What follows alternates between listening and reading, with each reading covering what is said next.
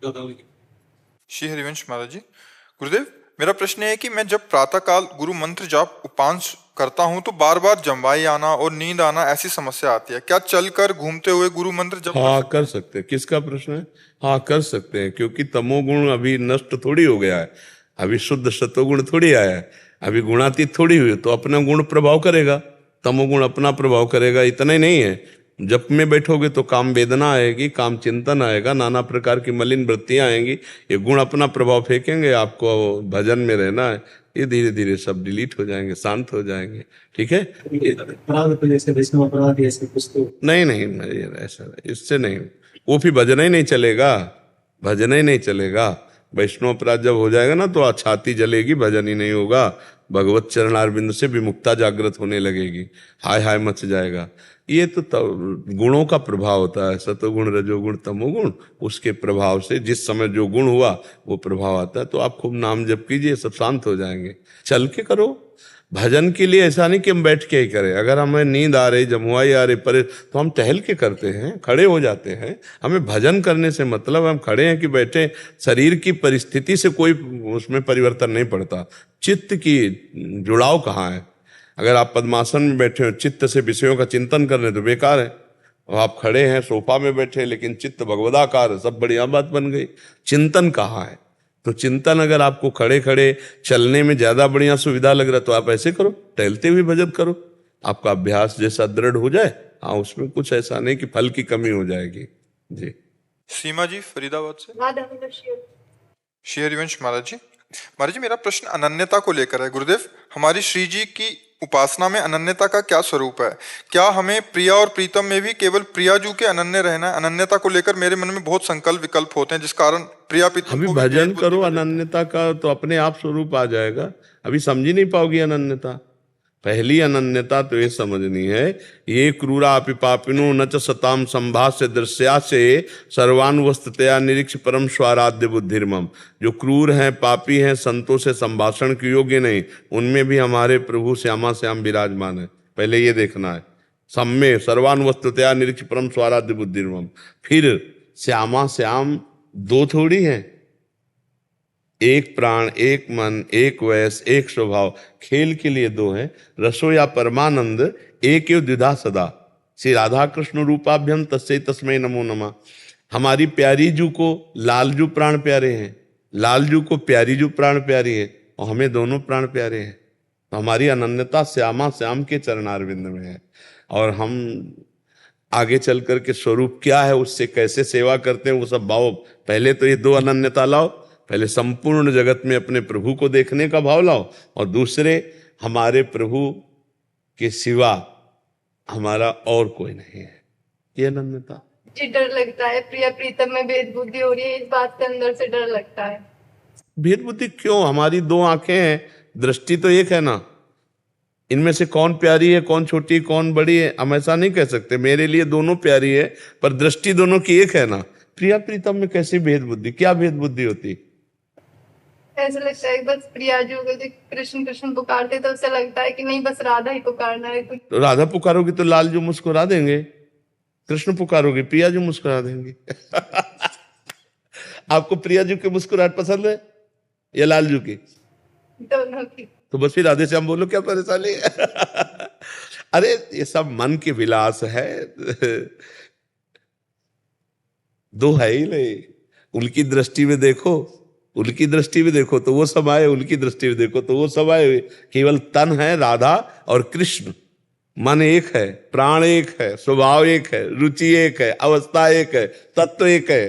खेल में केवल राधा कृष्ण है। लालजू के हृदय का प्रेम ही श्री जी है। जो श्री कृष्ण चंद्र जू के हृदय का आह्लाद है, वही मूर्तिमान श्री राधा किशोरी जी है। कैसे कैसे अलग हो सकते हैं? नहीं, अभी क्या है कि अभी कोई भजन तो हुआ नहीं डट के, तो ऐसा मन प्रपंच रचता रहता है, प्रभु में भी प्रपंच रचता रहता है। अगर हमसे पूछो ना, तो हमें लाडली जो प्राण प्यारी है, लेकिन प्राणों से भी अधिक लालजू प्यारे हैं। क्यों? क्योंकि हमारी लाडली जू के प्राण प्यारे हैं, इसलिए हमें लाडली जू से बढ़कर लालजू से प्यार है। अपने प्यारे को जो पसंद हो ना, तो प्यारे की पसंद हमारी पसंद सबसे ज्यादा होगी, क्योंकि हमारे प्यारे को क्या पसंद है? हमारी प्यारी जू के प्राणनाथ है, हमारी प्यारी जू के सर्वस्व सुख है लालजू। तो लालजू हमारे लिए बहुत अति स्नेहाद उच्चई। अगर हम उच्च स्वर से हाँ कृष्ण पुकारते हैं तो हमारी प्यारी जो मुस्कुरा देते हैं, बस उनकी मुस्कुराहट चाहिए।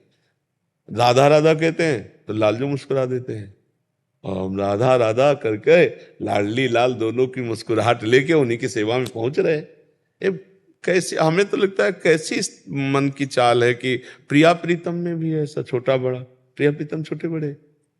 अरे प्रेम में कोई छोटा बड़ा नहीं होता। प्रेम की जो चेष्टाएं होती हैं वो इसीलिए पर्दा करके कि ये संसारी लोग नहीं जानेंगे। प्रेम का एक विशुद्ध स्वरूप होता है, प्रेम का एक विशुद्ध स्वरूप होता है, उसको सब प्रेम में छुटाई। अब मतलब वो समझ में नहीं आएगा। प्रभु सर्वलोक महेश्वर और अर्जुन का रथ हाँक रहे हैं। आप विचार करके देखो, सर्वलोक महेश्वर जिनके एक पार्षद में इतनी सामर्थ्य कि अनंत ब्रह्मांडों का सृजन पालन और श्रृंगार कर दें, तो एक पार्षद को आज्ञा कर देते, लेकिन आप स्वयं जाकर के सारथी बन के बैठे हैं। आप सोचो जरा। और वो प्रभु अगर हमारी लाडली जी के चरणों में महावर लगा रहे तो कोई आश्चर्य की बात है। वो तो भक्त की लंगोटी धो रहे हैं, अपने प्रेमी जनों के लिए क्या क्या नहीं कर रहे। तो लाडली जी तो प्रेम समुद्र, लालजू के हृदय का मूर्तिमान स्वरूप। इसके लिए खूब डट के भजन चाहिए। प्रिया प्रीतम के मार्ग की बातें हम इसीलिए नहीं करते कि पहले भजन करो, पहले भोगों पर विजय तो प्राप्त करो, पहले ककारा तो सीखो परमार्थ का, तब तो आगे बढ़ो। अब सीधे प्रिया प्रीतम की बात, अब ककारा आता नहीं, पीएचडी के ग्रंथ को हल करना चाहो तो कैसे कर पाओगे? ये तो बहुत ऊंचा खेल है वृंदावन का। यहाँ न देवैर ब्रह्माद्यैर न खलु हरिभक्तैर न सुहृदा दिवीर यद्वै राधा मधुपति रहस्यम सुविदितम तयोर दासी भूत्वा तदुपचित केली रस्म हो दुरंता हा प्रत्याशा हर हर दशोर्गोचरी तुम। ये तो न बड़े बड़े देवताओं की भी जहाँ पहुंचे, वृंदावन धाम है।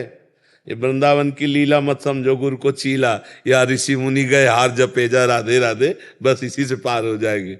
और प्रिया प्रीतम दो नहीं है, दो नहीं है। देखने में दो है, वो एक ही है, दो नहीं है। दो नहीं, आगे चलकर समझ में आएगा। अभी नाम जप करो, जो प्रिय लगे नाम, मत सुनो तुम और किसी की बात, जो नाम प्रिय लगे। अगर आपको राधा राधा प्रिय लग रहा है, राधा राधा जपो। जब मन कह रहा कृष्ण कृष्ण कृष्ण कृष्ण जपो। संसार का पहले चिंतन छोड़ना है, पहले प्रभु का चिंतन पकड़ना है। इन किन प्रकार जैसे हमारा चित्त प्रभु में जुड़े, जोड़ो। ये प्रपंच मन की बातें मत मानो। मन कहता है राधा राधा तो कहो राधा राधा, हम तो चिल्ला ही रहे राधा राधा, फिर काहे को झंझट पकड़ो ना। खूब नाम जप करो, पहले नाम जप करो डट के, तब समझ में आएगा। भगवान सिंह जी भरतपुर से, राधे राधे गुरुजी। गुरुजी, आप अपने प्रवचनों में कहते हैं कि वृंदावन आने मात्र से उद्धार हो जाता है, तो हम वृंदावन आ गए तो क्या हमारा उद्धार संभव? अब इस बात को समझना होगा।